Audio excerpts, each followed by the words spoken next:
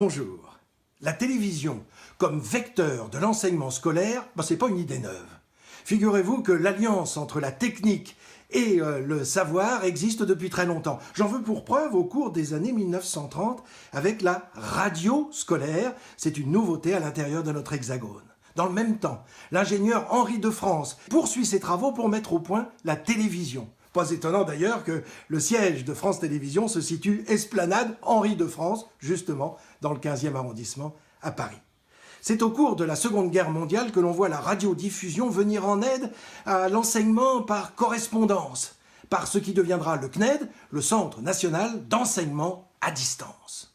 Au lendemain de la guerre, en 1949, on voit la création de la RTF, Radiodiffusion Télévision Française.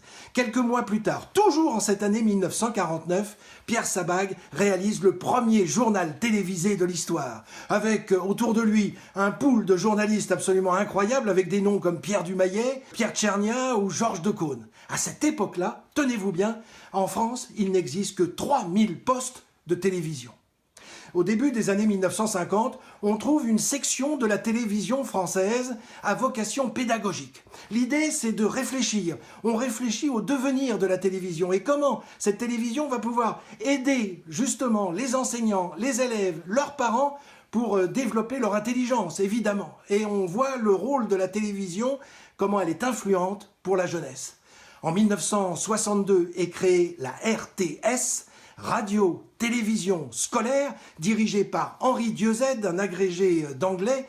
On envoie les cours par radio ou par télévision, accompagnés d'une fiche pédagogique à tous les enseignants et surtout à tous les centres et toutes les écoles de France. Évidemment, les écrans se sont multipliés en France et ils ont pris des formes absolument différentes. Mais à chaque fois, grâce à la télévision, on voit apparaître cette éducation scolaire à domicile, grâce notamment à certaines chaînes qui ont vocation culturelle.